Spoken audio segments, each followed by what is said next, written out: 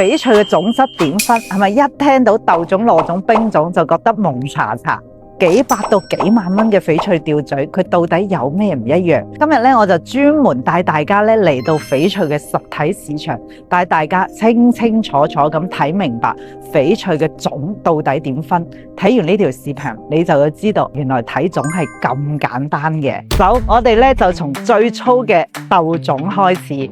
豆種咧係我哋翡翠裏邊最低嘅種質，常見就顆粒度好重啦，打燈唔透光。呢啲咧佢基本上都係一啲公斤料，一般咧都係用基雕嚟做嘅，所以整體石性比較重。再細分啲，仲會分成細豆種。細豆種咧就比豆種再好啲啲，仲未達到糯種嘅意思。無論佢細又好，幼又好，佢依然可以好清晰咁睇到石頭嘅結構。買豆種咧，你最大嘅追求就係完美啦，千祈唔好買嗰啲咧有好明顯嘅紋裂啦，或者係有死棉啦，呢啲咧你睇上去就比普通石頭仲差。糯種嘅核心咧就係佢嘅晶體已經完全化開，你睇唔到好明顯嘅顆粒感。佢嘅底色咧一般都係比較偏白或者偏灰。好多朋友咧分唔清糯種同埋糯冰嘅區別，呢個咧佢嘅價錢就差10倍啦。糯冰種佢一旦起膠，佢就可以價錢翻好幾倍。呢一個掛件你打燈嘅時候咧，佢邊邊咧泛出冰種嘅感覺，就好似果凍咁樣。咁呢個時候咧，佢就係有啲膠感啦。所以我好多時候同大家講，買糯種一定要起膠。有時候起膠容易起冰難，就係呢個意思。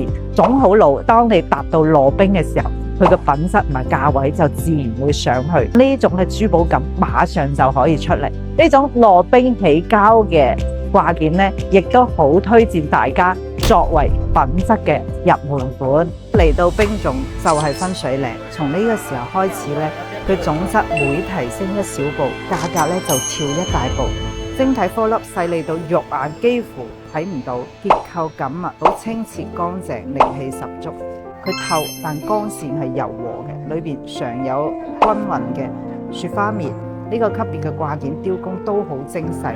好多嘅大師啦，或者係工匠咧，都中意用佢嚟做純手工嘅俏色巧雕。不論你係自己戴定係送人咧，佢都係好攞得出手，而且好兼顧價值同埋保值性嘅。但要注意啦，買正冰種一定要避開冰渣，千祈唔好犯低級錯誤，買嗰啲新冰料。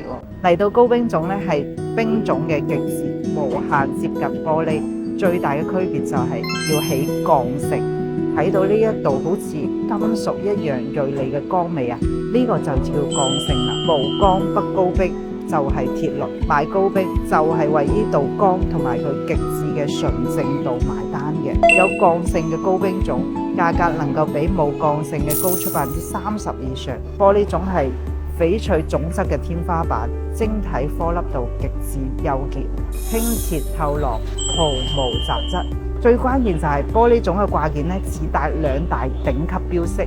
第一就係鋼性，佢轉動嘅時候能夠睇到銳利凛冽嘅光澤，行家就叫做起鋼啦。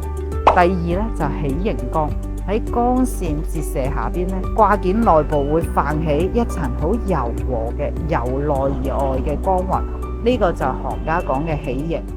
最後淺淺同你畫個重點，記住呢幾句口訣。種就係翡翠嘅自身素質，睇佢骨頭夠唔夠硬，晶體粗唔粗，結構緊唔緊，呢個係根本，係底子。水係翡翠嘅精神面貌，睇佢透唔透，有冇靈氣，佢係外在嘅表現。